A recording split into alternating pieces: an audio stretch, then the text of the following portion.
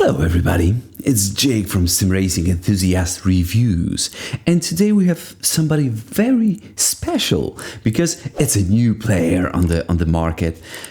Maybe not very new, but it's a player that definitely is going to be big one day, because this is Moza R9, and I think it's a pretty good value for the amount you have to pay for it.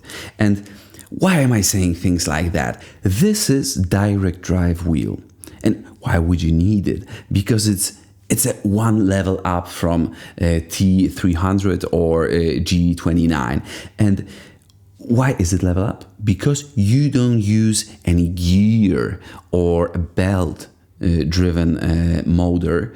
You use the direct drive, where you put the wheel, the shaft, into the engine, into the motor, and it's much more precise, much quicker than the regular belt driven wheel. And this one is made out of aluminum, and it's a pretty nice. I have to say that I really like how it's built, and it doesn't have any flex at all. It's very stiff. It's similar to SimRacing Pro, and I really like the 9 Newton meters, because when I was driving on the T300, I felt, okay, this is quite nice. I feel like the car is moving, like I'm dealing with over driving, or oversteer is happening to me, and I knew what I had to do. And with this thing, I know it even better. And you can feel the texture on the road. You can feel when you are on the grass. You can feel when you are on the curb. And everything is much more precise and much more detailed. And I really like it. What I have to say that the quick release in this base is absolutely stunning. They really made it quick, and they really made it very stiff.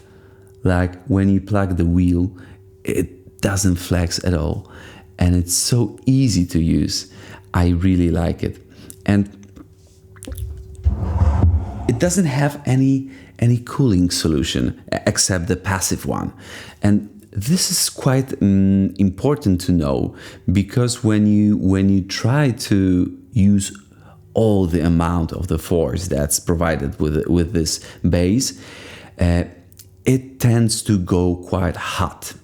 When I have plugged it into my rig, and I realized I need more feedback, so I moved the force feedback amount from 80% to 100% on the software provided by Moza.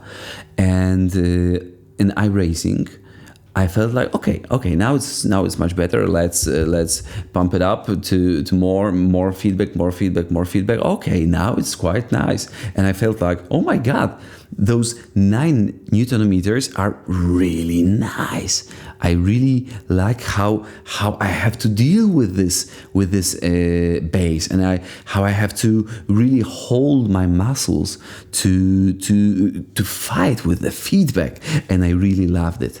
But when I saw the level of feedback that was clipping in iRacing, and I thought, okay, that's why this 9 Newton meters can be tricky for some people, because when you try to adjust it to not clip at all, you have to decrease the amount of force feedback, the whole amount of force feedback.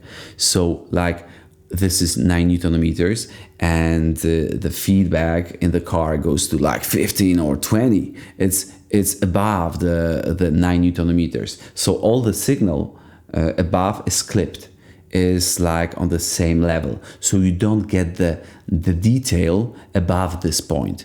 So you have to decrease the amount of feedback below or to the level of 9 Newton meters.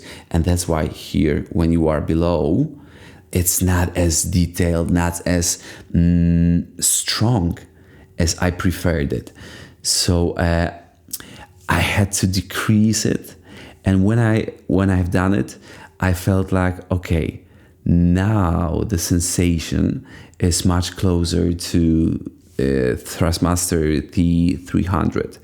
It's more detailed because it's a direct drive wheel, but I felt like it's getting far from my Simicube wheel. But again, let's think about the price. When you are paying around 2,000 zlotys or 450 euros and get a direct drive wheel, mate, what do you expect?